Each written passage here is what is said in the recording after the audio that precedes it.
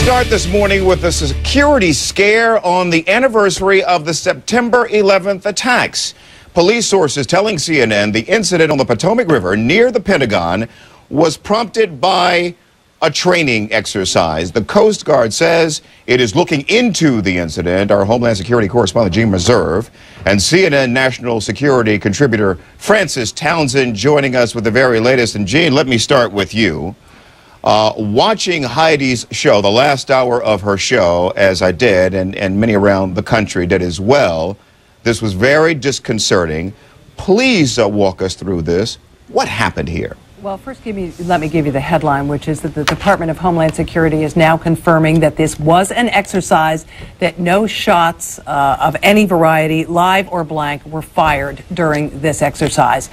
But it certainly looked like the real thing and sounded like the real thing. We could see on a camera a boat coming up the Potomac River and challenging a Coast Guard security zone. The Coast Guard tried repeatedly to head them off. They tried to circumvent the Coast Guard. They were not paying any attention to orders to stop. I'd listened to some of the radio traffic myself, and I heard a Coast Guardsman say 10 rounds have been expended. We're assessing the situation. They said nothing about an exercise in their radio traffic. I can tell you that it didn't cause a flurry just in newsrooms. It caused a flurry elsewhere. A federal source tells me that operations centers in the area had not been informed that any exercise was taking place. When they heard these reports, they started drawing up contingency plans for what they were going to do about this situation. But they did get clarification from the Coast Guard in fairly short order that this was a training exercise. The same was not true for us. We were on the phone repeatedly with the Coast Guard since before we went on the air first to try and establish what was going on, and it took a considerable length of time before they could confirm to us that this was not, in fact, a real security incident. To have this happen on 9/11, while commemoration ceremonies happening at the Pentagon right next door, really quite amazing. You can be sure that there's going to be a lot of high-level demand for answers as to what in the world was going on. We saw things happening on the water. We could see boats racing around, and we were listening to Coast Guard radio traffic, which was talking about an intruder who was not paying any attention to orders to stop. Yes. They threatened him with various things, confiscation. They told him they'd fire upon him, and then they said on the radio 10 rounds had been expended, and we heard repeatedly the words bang, bang, bang, bang. We didn't know exactly what that signified, if it was a signal that gunfire had gone off. Now it might appear, in retrospect, that was someone simulating gunfire for the purposes of the exercise, but that nothing about an exercise was ever said in the radio traffic. And as I say, we were watching the visual. We were watching the boat zoom around on the Potomac River, and that's why we went to air. Okay, great, Gene. I apologize for that. We were just doing the switch out, and it got a little confusing for us here in New York. Our Homeland Security correspondent, Gene Reserve, I should add, as we bring in Fran Townsend. Fran, the Department of Homeland Security now saying that no shots, in fact, were fired. You know, Fran, there are mistakes. Some are big, some are small, and then some are colossal. What are your thoughts on this one? Oh, this is inexcusable. I mean, it is, at its least, it's inexcusable incompetence.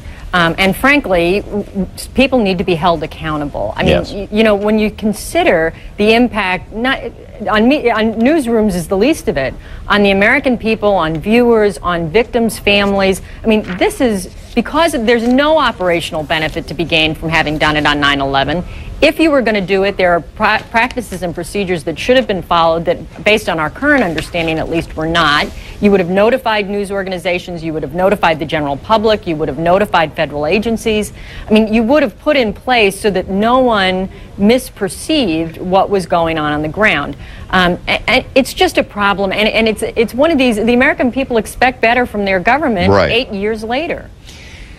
Fran, look, the number of hats you've worn over the years, you were also, for a period of time, the Assistant Commandant of the U.S. Coast Guard, correct? That's right. So I think you were starting to detail how this should have happened.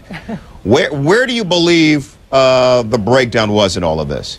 Well, it's interesting. If it was an internal Coast Guard exercise, it would have come up through the Coast Guard chain of command and then it would have been told to the Department of Homeland Security, and either the department centrally would have notified people, federal agencies, state and local authorities, or they would have directed the Coast Guard to do it. It's difficult to know yet, without the facts, who dropped the ball. But somewhere inside the department, this ball got dropped. And we need to understand where and how so that doesn't happen again. You know, it's uncanny what a similar situation this is to the buzz over Lower Manhattan just months ago. Absolutely. And the notion they could have made the same mistake twice this close together is really unbelievable. Gene Meserve and I were talking about it. When someone first said to us it could have been a training exercise, we thought it was not possible.